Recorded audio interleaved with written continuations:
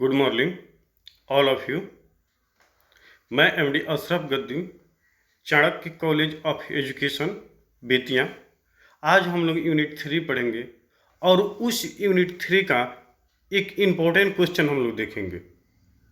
वो important question आपके विषय वस्तु से रिलेशन उसका होगा। ठीक है। क्वेश्चन आपका है कि व्यक्तिगत विभिन्नता क्या है, इंडिविजुअल डिफरेंस क्या है। उस इंडिविजुअल डिफरेंस के हम क्या करेंगे विषय में जानेंगे।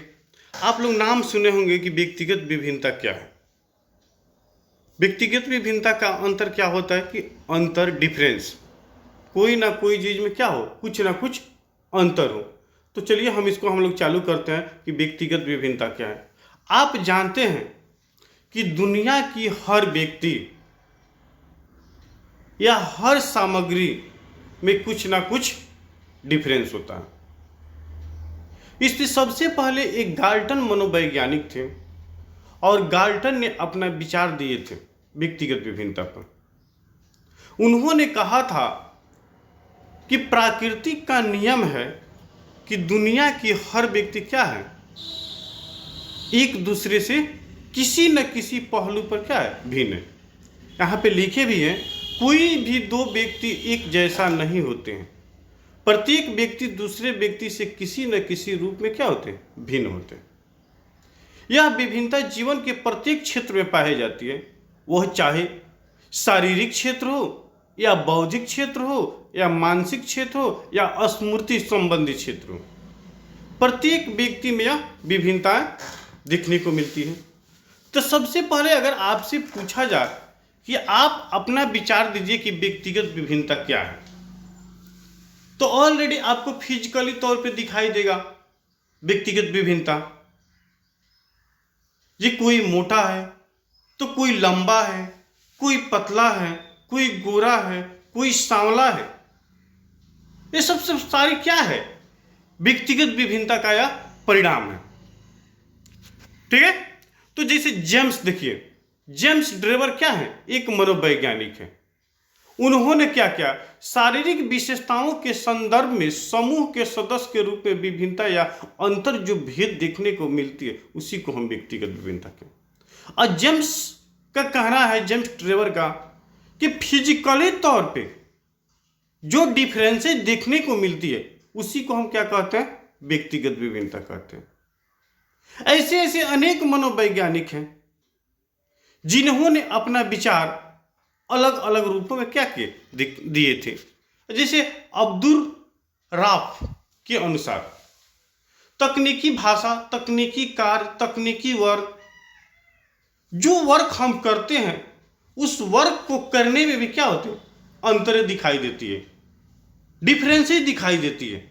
और उस डिफरेंसेस को माध्यम से हम विभिन्नता को समझ सकते हैं, पहचान सकते हैं। देखिए व्यक्तिगत विभिन्नता की प्राकृतिक नेचर ऑफ इंडिविजुअल डिफरेंस, सूक्ष्मता के अध्ययन करने पर व्यक्तिगत विभिन्नता की प्राकृतिक की निम्नलिखित विशेषताएं। ठीक है।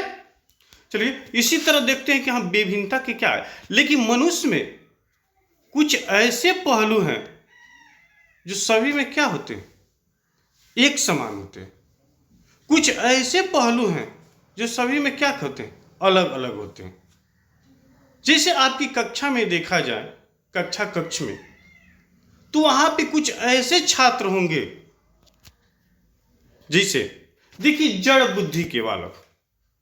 अब जड़ बुद्धि के बालक कौन होते हैं, जो आप एक ही चीज को बार बार उसको समझाइए, बताइए, पढ़ाइए, लिखाइए, लेकिन वह स्टूडेंट, वह छात्र,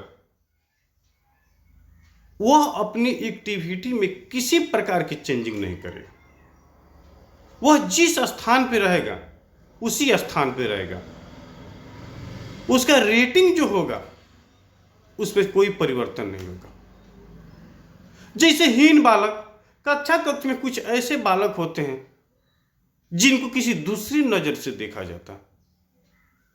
औसत, उत्कृष्ट।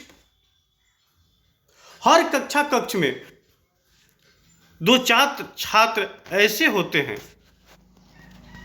जो वंशानुक्रम का नाम सुने होंगे, वातावरण को नाम सुने होंगे, वो अपनी तरफ क्या करते हैं, उसको प्रभावित करती है। Heredity environment factor. अब कुछ मनोवैज्ञानिकों ने ये भी आपको बताए हैं, ये भी समझाए हैं, जो प्रतिभाशाली जीनियस के बच्चे भी जीनियस होते हैं, उसको हम लोग इंग्लिश में क्या बोलते हैं, हेरिडिटी बोलते हैं, वंशानुक्रम बोलते हैं। वातावरण संबंधी देखिए, वातावरण संबंधी कहने का तात्पर्य है कि स्वस्थ मस्तिष्क में, देखिए यहां पे बात बता रहे, स्वस्थ मस्तिष्क में स्वस्थ ज्ञान का निर्माण होता है। तो उस स्वस्थ ज्ञान को निर्माण करने के लिए वो माता पिता होते हैं, क्या होता है, उनका मुख्य कर्तव्य होता है कि बालक को या बच्चे को हम कैसे भोजन दें, कैसे इन्वायरमेंट दें, उसको कैसे मोटिवेट करें। उस माध्यम से क्या होता है, उनकी प्रोग्रेस होती है, उसका ग्रोथ होता है, उसका डेवलपमेंट होता है, उनके शारीरिक गठन का निर्माण होता है, विद्यालय का चयन होता है। लेकिन उसमें कुछ ऐसे बालक होते हैं जो केवल विद्यालय आने जाने की क्रिया प्रक्रिया को क्या करते हैं, वो समझते हैं, बट वो अपने जो क्या होता है, जो अधिकार होता है, उसको समझने में क्या होते हैं, असमर्थ होते हैं। वैसे बालक क्या होते हैं, अपने माता पिता के क्या करते हैं, लक्ष्य एम को धोखा देते हैं। ठीक है। लेकिन देखिए कि हाँ, मनुष्य में कौन कौन से कुछ ऐसे पहलू हैं जो लगभग सभी में एक समान होते हैं। तो मनुष्य के पास क्या होती है, 5 ज्ञानेंद्रियां होती है। और 5 ज्ञानेंद्रियां कौन कौन सी होती है, आंख, कान, नाक, जीभ, चमड़ी। ठीक है। मनुष्य के पास कितनी ज्ञानेंद्रियां होती है, 5। ऑलरेडी आपको मालूम है, आंख, कान, नाक, जीभ, चमड़ी। वो आंख, कान, नाक, जीभ, चमड़ी के माध्यम से क्या करते हैं, दुनिया की हर व्यक्ति उसी वर्क को करते हैं जो उसके माध्यम से क्या होता है, किया जाता है, आंख, कान, नाक, जीभ, चमड़ी के माध्यम से। तो जैसे मानते हैं आंख के द्वारा का दुनिया का कोई ऐसा व्यक्ति है जो आंख के द्वारा वो भोजन करे, कोई है, कोई नहीं है। दुनिया का कोई ऐसी व्यक्ति है जो कान के द्वारा खाना खाए, वो भी कोई नहीं है। दुनिया के कोई ऐसा व्यक्ति है जो क्या करे, नाक के द्वारा श्वास नहीं ले, ऐसा भी नहीं है। तो देखिए, मनुष्य में कुछ ऐसे पहलू हैं जो सभी में क्या होते हैं, एक समान होते हैं। जैसे आंख की बात हुई, कान की बात हुई, नाक की बात हुई, जीभ की बात हुई, चमड़ी, 5 स्किन आपके होके जो सभी व्यक्ति एक समान करते हैं। क्या स्किन पे आग रखा जाए तो ठंड लगेगा, बिल्कुल नहीं, जलेगा।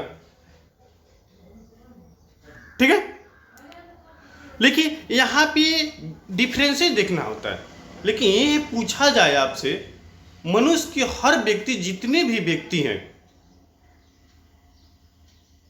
उनका इमोशनल एक समान होता है, प्रेम की भावना एक समान होती है, बिल्कुल नहीं। किसी में ईर्ष्या ज्यादा होगा तो किसी में क्रोध ज्यादा होगा, किसी में प्रेम की भावना ज्यादा होगी, जिसको संवेग इमोशन बोलते हैं। तो हर व्यक्ति में क्या होता है, कुछ ना कुछ अलग होता है, चेंजिंग होता है। यहां तक कि एक ही परिवार में एक ही मां के 2 बच्चा हो, एक साथ हुआ, जिसको हम क्या बोलते हैं, जुड़वा बच्चा बोलते हैं। लेकिन देखा जाए तो जुड़वा बच्चा में भी क्या होगा, डिफरेंसेस देखने को मिलेगा। हर पहलू पे तो नहीं, हो सकता है कि वेट उसका एक हो सकता है कि उनकी लंबाई एक हो सकती है, हो सकता है कि उनकी चौड़ाई, मोटाई, फिटनेस, सब चीज हो सकती है। अरे इसको भी नहीं माने हम, हो सकता है कि उनकी सुंदरता भी क्या हो, उन्हीं के अनुसार। दोनों को हम प्रत्यक्ष देखें तो न समझ में आए कि कौन बच्चा कौन है। जैसे एग्जाम्पल पे हम रख दिए सीता गीता, दोनों बच्ची इतनी क्विट है, इतनी सुंदर है, लेकिन दोनों को एक स्थान पे रख दिया जाए, प्लेस पे, जगह पे, उसमें से चूज करने के लिए वो तो आपको समझ में नहीं आएगा कि रीता कौन है, गीता कौन है।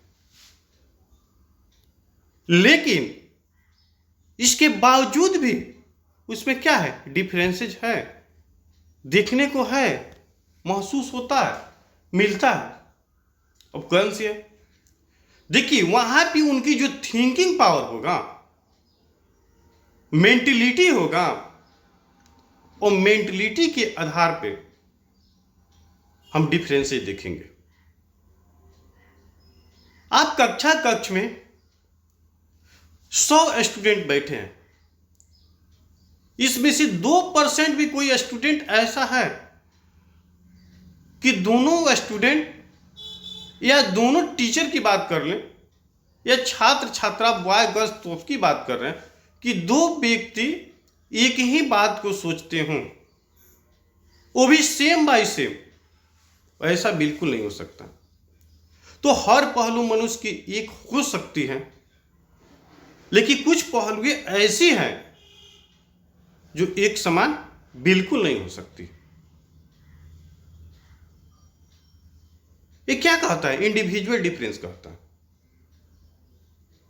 दुनिया की हर चीज को आप एक समान कर सकते हैं, मोटाई, लंबाई, चौड़ाई, मोटाई, पतलाई, गोरापन, सुंदरता, यूनिफॉर्म, लेकिन आपकी जो सोचने समझने की क्षमता है, शक्ति है, उसको आप एक नहीं समझ कर सकते।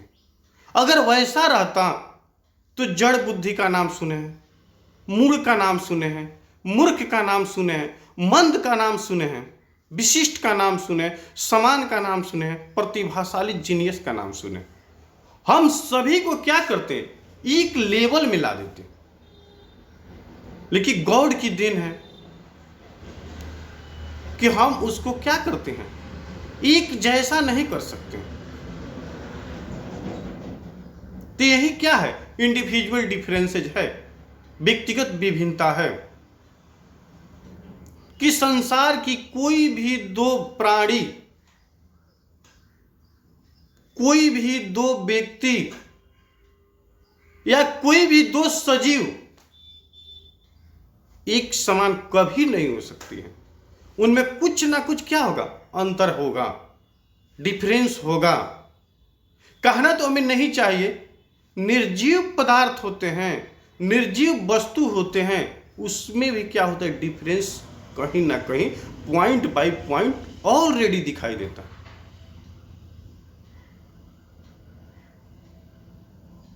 ठीक है, इतना तो आप लोग को समझ में आ गया होगा कि व्यक्तिगत विभिन्नता क्या है। व्यक्तिगत विभिन्नता क्या होता है, डिफरेंसेज होता है, अंदर होता है। ठीक है, तो आज की क्लास को हम लोग यहीं पे एंड करते हैं। मैं MD Ashraf Gaddi, Chanakya college of education Bettiah. आज हम लोग पेपर C1 पढ़े, चाइल्ड एंड ग्रोइंग अप। ये पेपर बीएड के लिए पेपर 1 होगा और डीएलएड के लिए पेपर F2 होगा। उसको भी हम क्या पढ़ना है, उसमें भी हमें चाइल्ड एंड ग्रोइंग पढ़ना है। चलिए, तो इसी के साथ हम इस क्लासेज को एंड करते हैं। अगले क्लास में हम फिर नए पॉइंट और नए चैप्टर को लेकर हम लोग आएंगे।